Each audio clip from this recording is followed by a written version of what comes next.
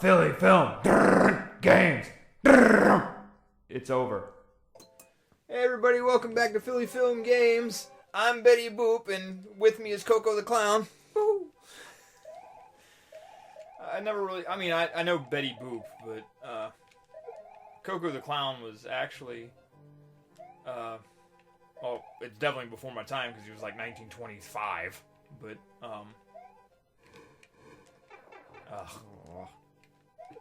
there was a bit of him on Liquid Television.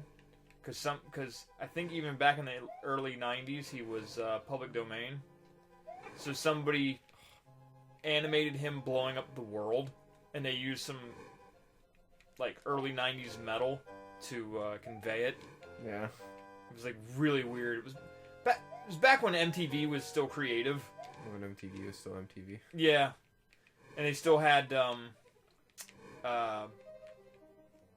not just music videos, but actually creative content, like Liquid Television, because that's where Beavis and Butthead got their start. Yep. Actually, it's one of the first places that I ever saw anime. It was like the first time I saw anime on TV. Like a peek. Nice. I passed the bar. Now I'm big. Hey, buddy. But that's... Am I supposed to ride on him? No. Does that hurt me if I do? I mean, you can spin jump on him. Oh, okay. But you can't really do much else. Let the weep! The thwip. Hit the whip. Thwip it real good. Do. Whoa, shit. Worth it. Yeah, definitely worth it. Yeah, like, my favorite bit outside from Liquid Television was they had this. I'm gonna assume it was cardboard. Like the animation style was kind of weird, so I'm gonna assume it was actually like stop motion cardboard. Okay. And the character was called Crazy Daisy Ed. Sure. He was a moped riding foul mouth for cable television. Daisy. It was the weirdest shit, but it was funny. Because it just was. He like the one episode that I remember distinctly, he was visiting a friend, and he's like, "Can I play on your guitar?" And he's like, "Yeah, that's fine, just not too loud, okay? Because my landlord will, get upset." So he starts jamming on the guitar. Okay, these resonors, you got to just knock them off you just got to hit them from underneath. Oh, underneath. Yeah. But then the bridge starts collapsing too, so. Oh, so. It word will. of caution. Yeah. So now you've got to jump on the one of the things and hope to God you live. Or like that. Yeah. So he starts jamming on the guitar, and the landlord calls and is like, "I've told you, how many times I told you not to play the guitar that loud?" And he's like, "Hey, Mr. Landlord, I got a hit for you." And so basically he starts jamming on the guitar, and he makes this bit about how the landlord was masturbating on the roof as he was staring at people across the alley or whatever. And he's like, "Oh my God, you saw that?" And he's like, "Dude, I was only joking. You sick fuck." He's like, "I'll pay.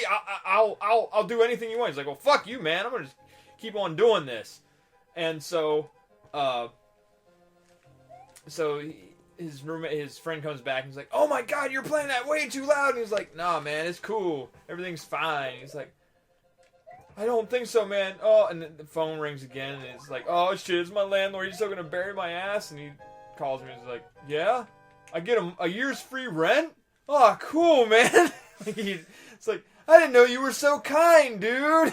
And he's like, no idea. Yeah, he had no idea that Ed had fucked him over like that. Or blackmailed the dude. Yeah, it was like a lot of the shit on that show was surreal. That's where Aeon Flux got her start. That show was, the show was shit. Like the shit on Liquid Television was actually really good because they were nice self-contained stories. And will you fucking go? Thank you.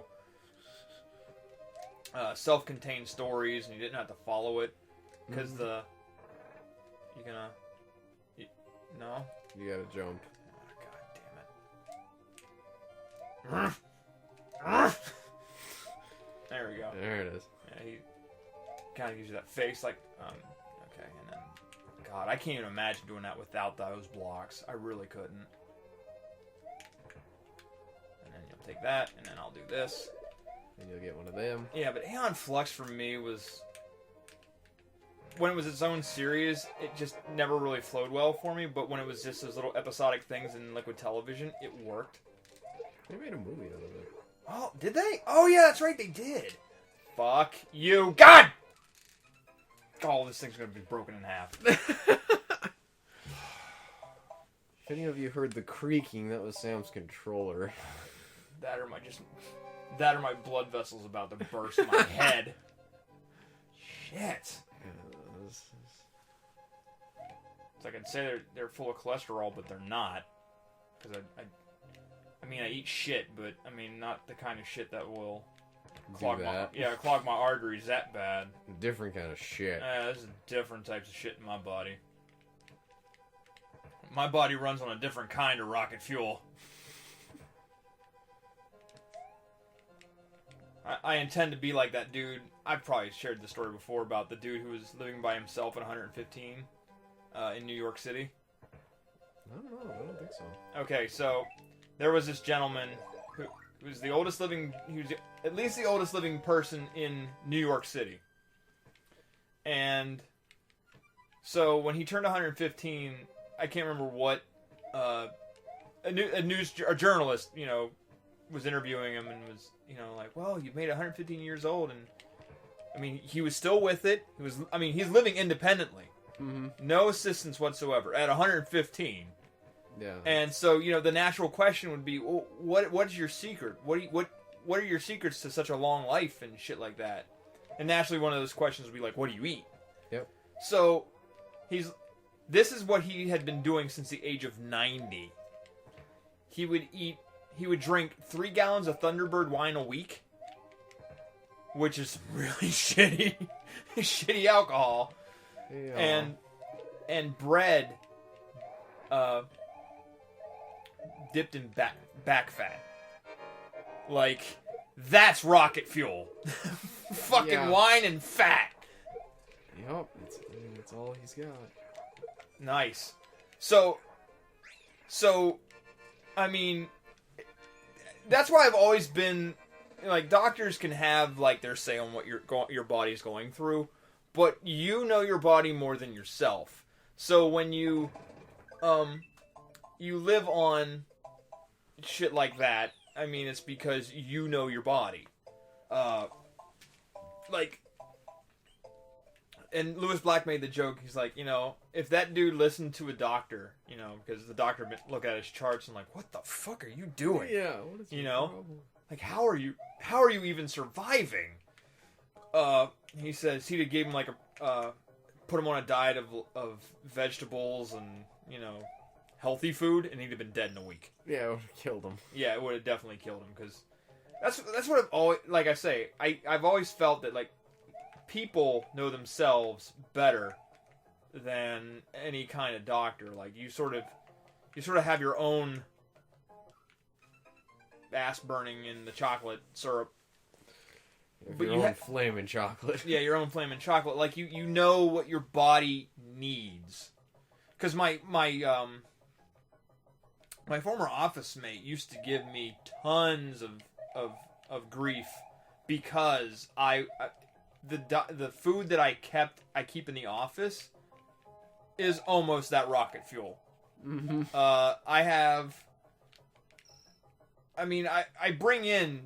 I make sandwiches and shit for myself for lunch and that.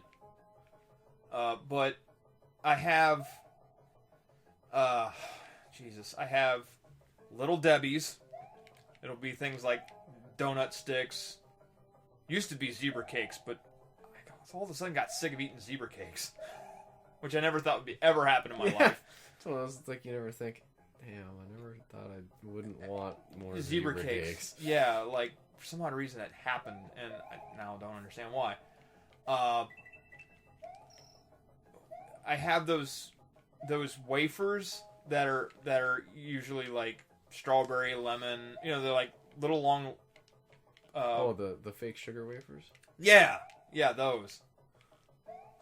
And I have them in lemon or strawberry, depending on my mood. Depending on what you're feeling. Yeah, definitely depending on what I'm feeling. That's not gonna work going backwards, Mario. Yeah.